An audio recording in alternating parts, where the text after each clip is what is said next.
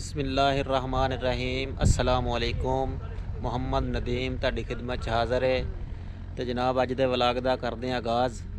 ਅੱਜ ਅਸੀਂ ਤੁਹਾਨੂੰ ਸੋਲਰ ਬੋਰ ਦਿਖਾਲਦੇ ਹਾਂ, ਦੱਸਦੇ ਹਾਂ ਕਿੰਨੀਆਂ ਪਲੇਟਾਂ ਤੇ ਚੱਲਦਾ, ਨਾਲੇ ਇਹਦਾ ਪਾਣੀ ਦਿਖਾਲਦੇ ਹਾਂ ਕਿੰਨਾ ਕੁ ਪਾਣੀ ਕੱਢਦੀ ਹੈ ਮੋਟਰ। ਸਾਰੀ ਵੀਡੀਓ ਤੁਹਾਡੇ ਨਾਲ ਸ਼ੇਅਰ ਕਰਦੇ ਹਾਂ। ਇਹ ਦੇਖੋ ਜਨਾਬ ਪਲੇਟਾਂ ਲੱਗੀਆਂ ਹੋਈਆਂ ਨੇ, ਇੱਕ ਇੱਕ ਪੈਨਲ ਤੇ 12 ਪਲੇਟਾਂ ਲੱਗੀਆਂ ਨੇ।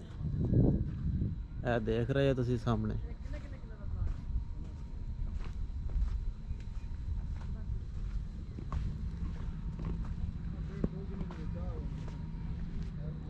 ਇਹ 12 ਪਲੇਟਾਂ ਲੱਗੀਆਂ ਹੋਈਆਂ ਨੇ।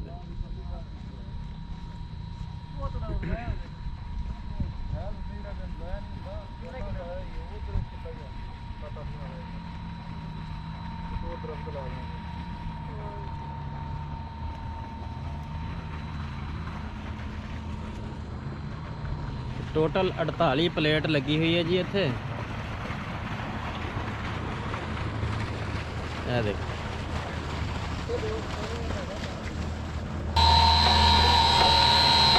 मोटर चल रही है भाई।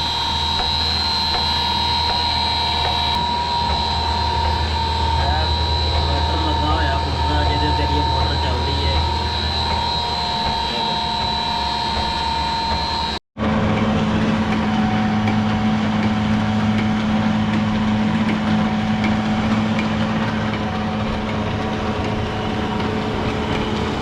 दिखाने जी कितना कुछ पानी कटता है।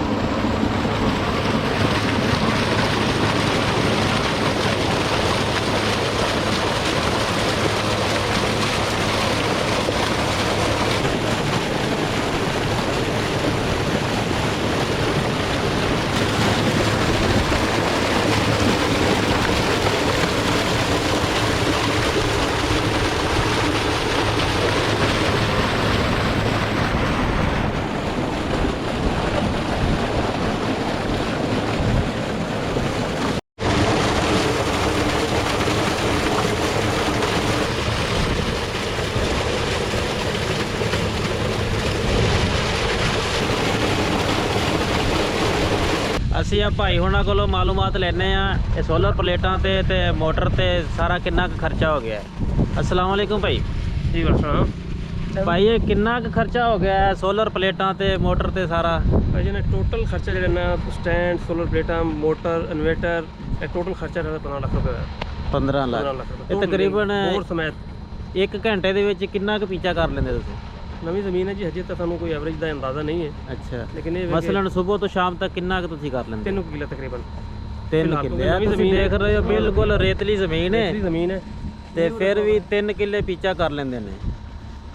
ਔਰ ਪਾਣੀ ਤੇ ਇਤਨਾ ਹੈਗਾ ਕਿ ਮੋਟਰ ਦਾ ਦੇਖੋ ਪਲੇਟਾਂ ਦਾ ਇਹਨਾਂ ਨੇ ਰੁੱਖ 2 ਪੈਨਲ ਜਿਹੜੇ ਹੈ ਨਾ ਇਹਨਾਂ ਦਾ ਰੁੱਖ ਦੂਸਰੀ ਸਾਈਡ ਤੇ ਕੀਤਾ, ਪਾਣੀ ਥੋੜਾ ਜਿਹਾ ਘੱਟ ਹੋ ਜਾਵੇ ਕਿਉਂਕਿ ਅੱਗੇ ਫਿਰ ਨੱਕਾ ਨਹੀਂ ਵੱਜਦਾ ਇਹਨਾਂ ਕੋਲੋਂ, ਖਾਲਾ ਰੁੜਦਾ ਪਿਆ।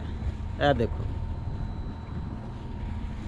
15 ਲੱਖ ਰੁਪਇਆ ਇਹਨਾਂ ਤੇ ਖਰਚਾ ਹੋ ਗਿਆ ਹੈ ਤੇ ਸਾਰੀ ਜ਼ਿੰਦਗੀ ਦਾ ਸਕੂਨ ਹੈ। ਹੁਣ ਟੋਟਲ ਖਰਚਾ ਜੀ ਕੋਠੀ ਬਣਾਇਆ ਸਾਰਾ ਕੁਝ ਆ ਮੁਕੰਮਲ ਕੋਠੀ ਪਾਈ ਹੋਈ ਹੈ, ਮੋਟਰ ਲੱਗੀ ਹੈ, ਬੋਰ ਹਰ ਚੀਜ਼ ਦਾ 15 ਲੱਖ ਰੁਪਇਆ ਖਰਚਾ ਆ ਗਿਆ ਜੀ।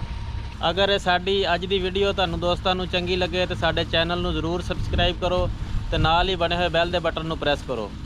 ਅਗਲੀ ਵੀਡੀਓ ਤੱਕ ਸਾਨੂੰ ਦਿਓ ਇਜਾਜ਼ਤ। ਇਹਨਾਂ ਦੋਸਤਾਂ ਦੇ ਨਾਲ ਅੱਲਾ ਸੋਹਣੇ ਦੇ ਹਵਾਲੇ।